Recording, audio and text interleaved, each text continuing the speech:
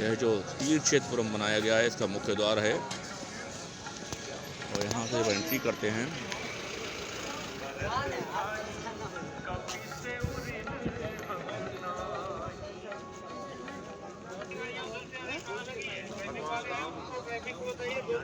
Entry द्वार पे ही स्वागत कक्ष बनाया गया है। पूज्य अशोक जी सिंघल जी के नाम से स्वागत कक्ष है।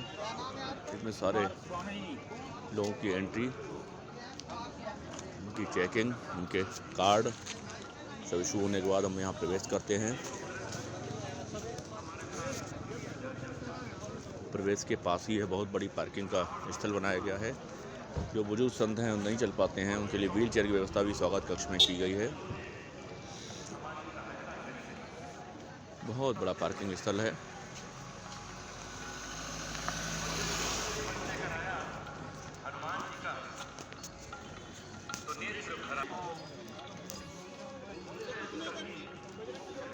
पार्किंग के सामने ही ड्राइवर के लिए ये सारथी आवास बनाए गए हैं। सारे ड्राइवर्स यहीं रुकेंगे।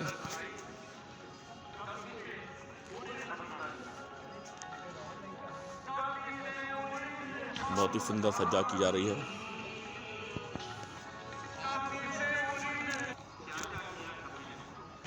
सारे वृक्षों को भी बहुत सुंदर से सजाया जा रहा है, लाइटिंग दी जा रही है।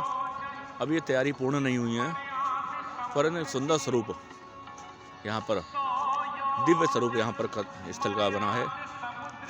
यह पूरा ट्रस्ट की ओर से ही 65 एकड़ की जमीन को संवार कर लगभग 8,000 से लेकर 10,000 लोगों की रहने की व्यवस्था यहाँ पर बनाई गई है। 10,000 लोगों की व्यवस्था यहाँ बनाई गई है रुकने की। और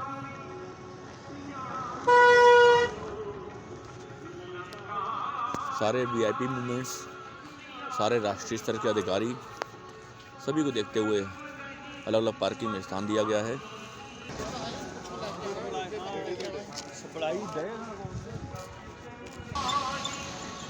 सारी सुरक्षा व्यवस्था, फायर ब्रिगेड की व्यवस्था, पुलिस की समुचित व्यवस्था, सीआरपीएफ, स्पेशल फोर्स, सारे लोग व्यवस्था देख रहे हैं। आगे बढ़ते हैं तो संत निवास और उनके सहयोगियों के निवास, हम जैसे छोटे से कार्यकर्ता हैं जो हैं उन सब के निवास 6 भागों में नगर बनाए गए, 6 नगर बनाए गए हैं। पहला नगर महंत रामचंद्र दास परमहंस जी महाराज के नाम से नगर क्रमांक 1 है। ये इसमें लगभग 1000 से 1200 लोगों की रखने की व्यवस्था की गई है। मैं आपको भी दिखाता हूँ।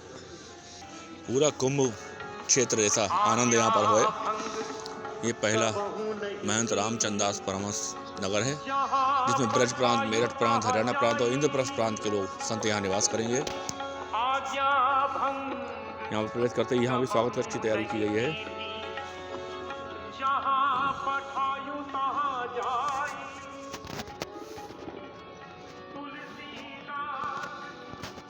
ये सबके लिए हाथ तापने की भी व्यवस्था यहाँ की गई है। इस तरह की टेंट सिटी बनाई गई है, टीन सेट बना के उनमें कमरे का निर्माण, डॉर्मेट्री आदि का निर्माण किया गया है। और एक कमरे में 3 संतों का निवास की व्यवस्था की गई है। नीचे पूरा कच्चा है, ये दोनों ओर टेंट बनाए गए। अभी क्योंकि संत का आगमन प्रारंभ नहीं हुआ है इसलिए ज़्यादातर लॉक लगे हैं।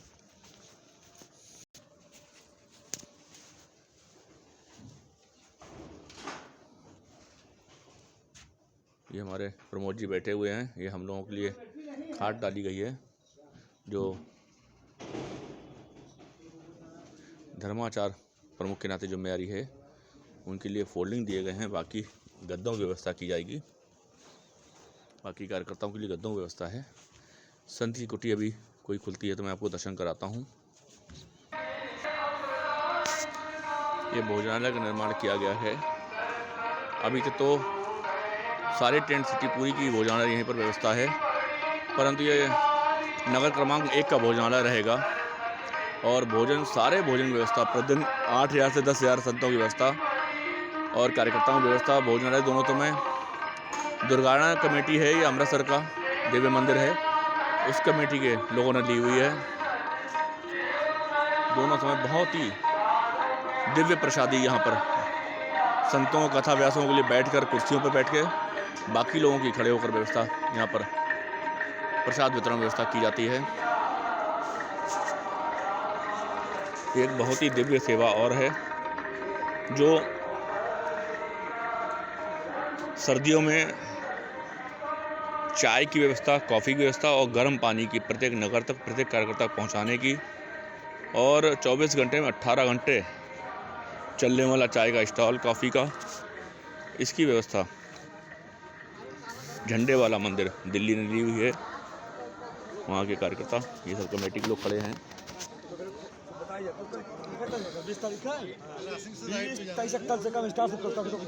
18 घंटे नित्य चलने वाला चाय का व्यवस्था, और ये खाली चाय ही नहीं, चाय के साथ सबको टोस्ट, प्रतिदिन 18 घंटे का वेतन की व्यवस्था लगभग 10 जगह की गई है। ये हम दूसरे नगर की ओर आए हैं, ये दूसरा नगर बनाया है, ये हमारे राजकुमार जी भाई साहब। दूसरा नगर महंत अवैधनाथ जी महाराज के नाम से ये दूसरा नगर बनाया गया है। महंत अवैधनाथ जी महाराज नगर। प्रत्येक नगर में चाय के स्टॉल और संतों की व्यवस्था, स्वागत कक्ष, अभी बहुत कुछ निर्माणाधीन है। 19 तारीख को प्रातःकाल से पूरा निर्माण का कार्य समाप्त हो जाएगा, पूरा हो जाएगा, पूर्ण हो जाएगा, और ये नगर सारे विश्व हिंदू परिषद कार्यकर्ताओं को व्यवस्था हेतु सौंप दिए जाएंगे।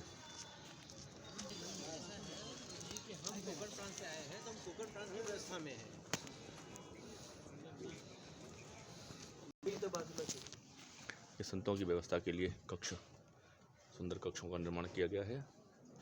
एक कक्ष में 3 संत का आवास है, अटैच लेटरिन बाथरूम है।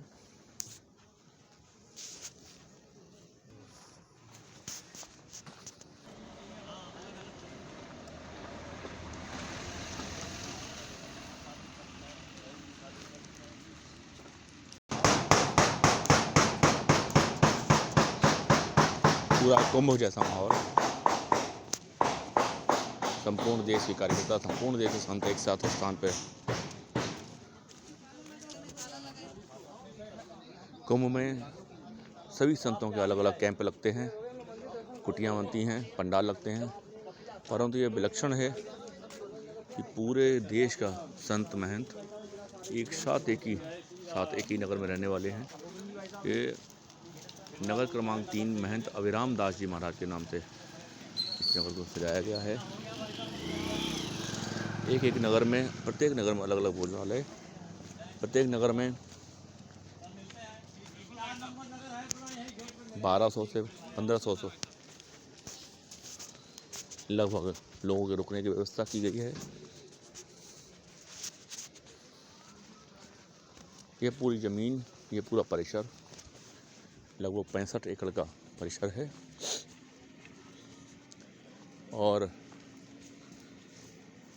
बताते हैं कि लगभग पूरा परिसर लगभग 100 एकड़ में बनाया गया है, जिसमें बाकी 5 साल के लीज पर ज़मीन ली गई है, और इस पूरे जंगल में यह पूरा निर्माण किया गया है। और यह निर्माण केवल कुछ दिनों 22 तारीख के लिए नहीं, वरन 3 महीने तक लगातार या 4 महीने तक लगातार आने वाले पूरे देश के कार्यकर्ताओं के लिए है। संतों के जाने के बाद यह, जिसमें 8,000 से ऊपर लोगों के रुकने की, सोने की, खाने की व्यवस्था की गई है, ये अभी 3 महीने के लिए की गई है, और आगे बढ़ाई भी जा सकती है। ये भंडारे, ये चाय का क्रम, यह भी पूरे 3 महीने तक चलने वाला है। ये नगर क्रमांक 4 है, जो स्वामी वामदेव जी महाराज के नाम से बनाया गया है।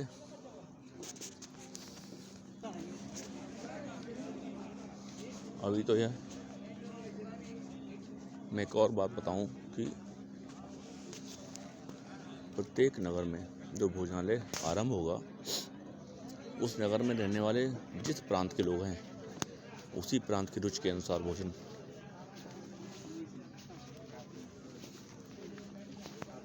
निर्माण कराने की योजना है। यह नगर क्रमांक 5 है।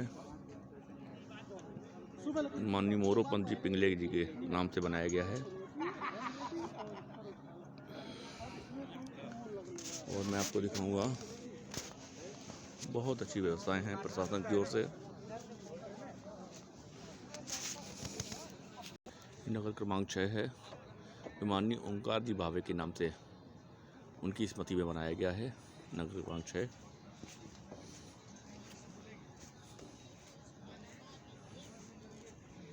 ये स्वागत द्वार है उसका।